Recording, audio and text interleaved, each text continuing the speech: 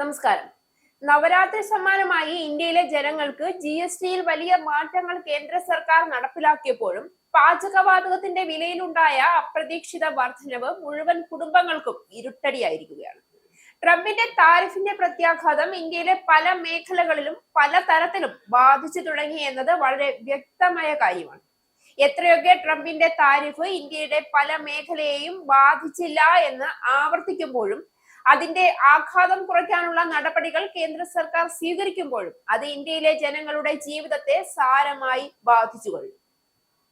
റഷ്യയുമായുള്ള വാണിജ്യ ബന്ധം തുടരുന്നതിന്റെ പേരിലാണ് ട്രംപ് ഇന്ത്യക്ക് മേൽ അമിത താരിഫ് ചുമത്തിയതും ഇന്ത്യയെ കൂടുതൽ സമ്മർദ്ദത്തിലാക്കി റഷ്യയുമായുള്ള വാണിജ്യ ബന്ധം അവസാനിപ്പിക്കാൻ നിർബന്ധിക്കുന്നത്.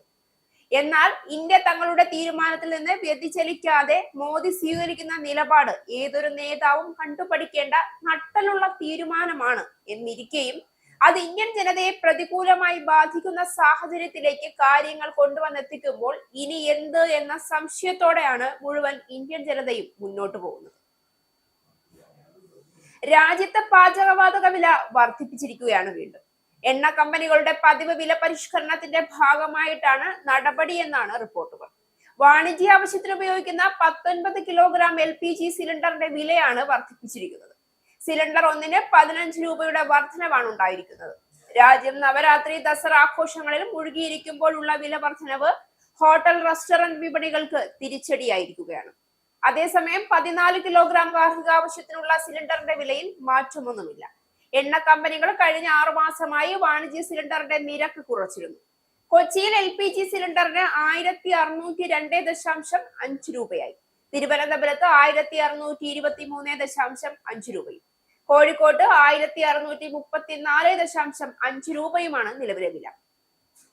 പ്രാദേശിക നികുതി, ഗതാഗത ചിലവ് എന്നിവയുടെ അടിസ്ഥാനത്തിലാണ് നഗരങ്ങളിൽ വ്യത്യസ്ത വില അനുഭവപ്പെടുന്നത്. പുതുക്കിയ വില അനുസരിച്ച് ഡൽഹിയിൽ ഇനി മുതൽ 1595.5 രൂപയായിരിക്കും വാണിജ്യ ആവശ്യത്തിനുള്ള LPG സിലിണ്ടറിന്റെ വില. 1580 രൂപയായിരുന്നു പഴയ വില. കൊൽക്കത്തയിൽ 16 രൂപയാണ് വർദ്ധിച്ചിരിക്കുന്നത്. ഇതോടെ 1684 രൂപയിൽ നിന്ന് 1700 രൂപയായി വില വർദ്ധിച്ചു. മുംബൈയിൽ 1531 നിന്ന് 1547 രൂപയായും ചെന്നൈയിൽ 1738 രൂപയിൽ നിന്ന് 1754 രൂപയായും വില വർദ്ധിച്ചു.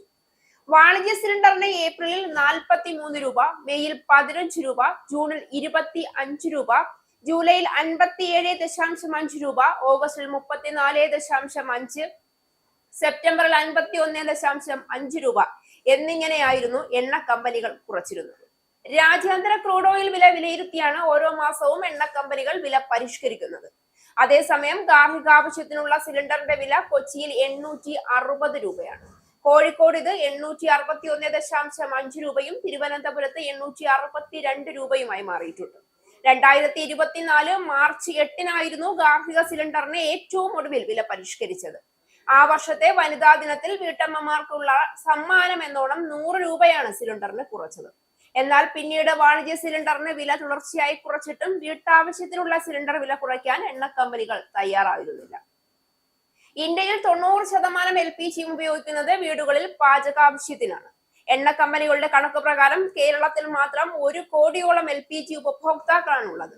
പാചകവാതക വില ഇത്തരത്തിൽ കുതിച്ചു പായുകയാണെങ്കിൽ ഇന്ത്യയിലെ സാധാരണക്കാരുടെ ജീവിതം വലിയ ദുരന്തത്തിലേക്ക് എത്തിച്ചേരും.